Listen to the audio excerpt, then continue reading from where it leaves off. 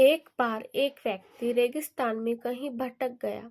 उसके पास खाने पीने की जो थोड़ी बहुत चीजें थी वो जल्द ही खत्म हो गई थी।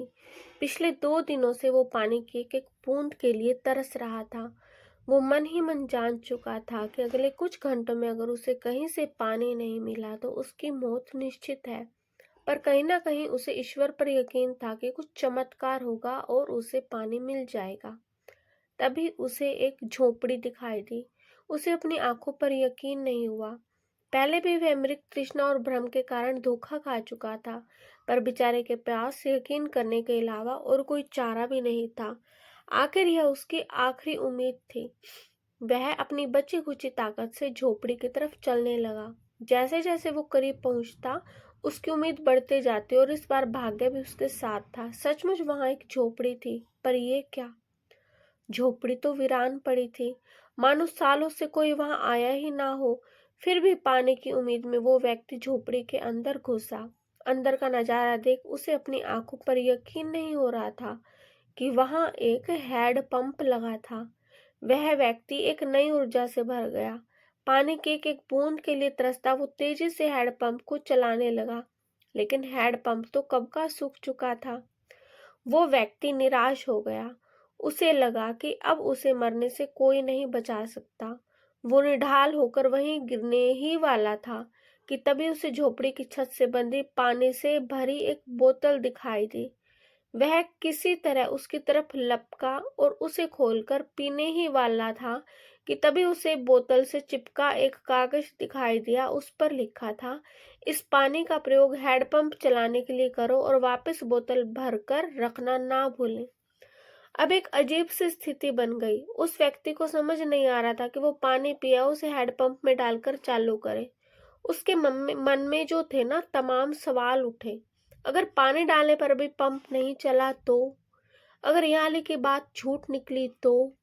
और क्या पता जमीन के नीचे का पानी भी सूख चुका हो तो? लेकिन क्या पता पंप चल ही पड़े।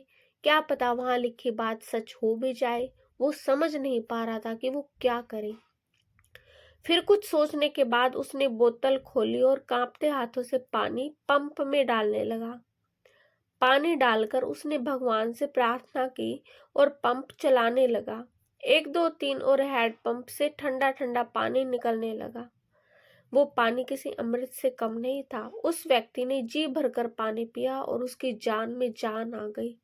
तब उसका दिमाग काम करने लगा। उसने बोतल में फिर से पानी भर दिया और उसे छत से बांध दिया।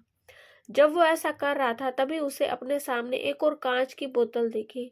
खोला तो उसमें एक पेंसिल, एक कागज और एक बड़ा नक्शा पड़ा हुआ था जिसमें रेगिस्तान से निकलने का रास्ता था।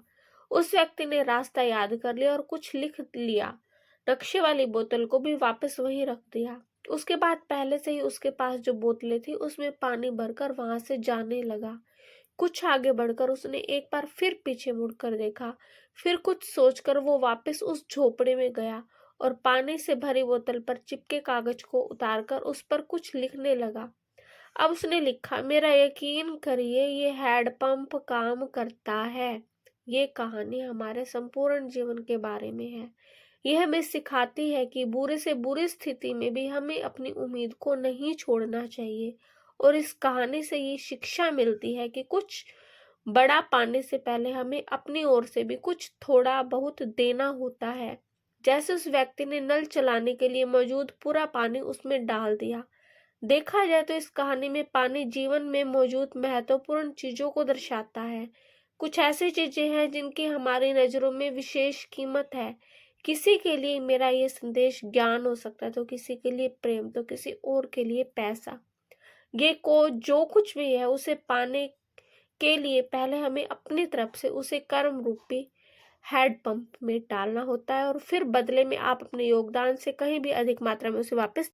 वीडियो अच्छी लगे तो चैनल को लाइक, सब्सक्राइब और शेयर करके सपोर्ट जरूर दें। आपका बहुत बहुत धन्यवाद।